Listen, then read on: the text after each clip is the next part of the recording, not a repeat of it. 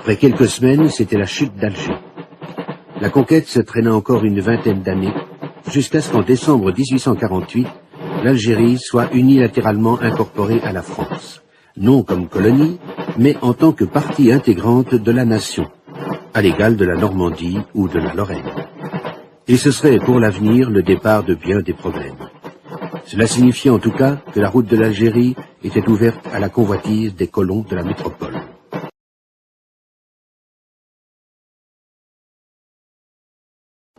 Ils furent bientôt 200 000 colons. En 1940, ils seraient plus d'1 million. Mais les Algériens musulmans seraient, eux, 10 millions.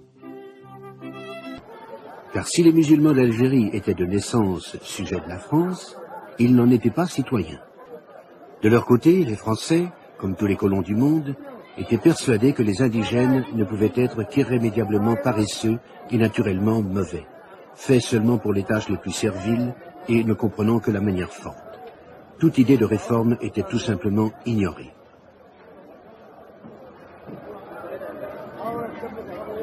Nous qui vivions en ville, nous subissions moins cette vexation, ces vexations, comme ceux de la campagne, par exemple.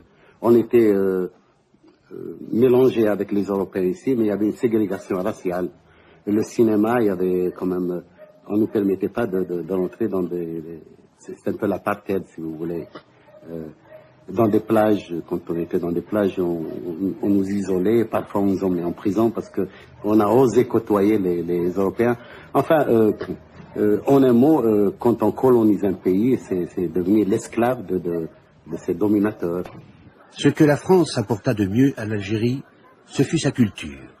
Mais l'éducation n'était pas répandue également. Un enfant musulman avait 12 fois moins de chances d'aller à l'école qu'un enfant européen.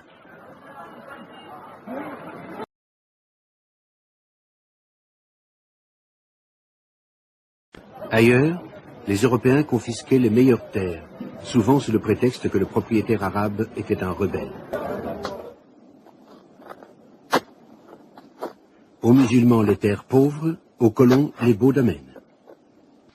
L'Algérie devint bientôt un important producteur de vin.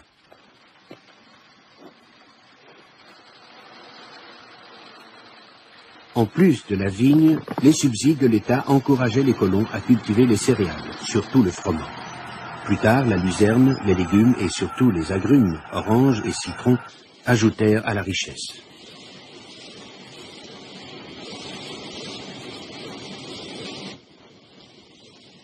En dehors des mines, peu d'industrie. Il fallait maintenir l'Algérie dépendante de la France. On extrayait surtout du plomb et du fer, ainsi qu'un peu de charbon.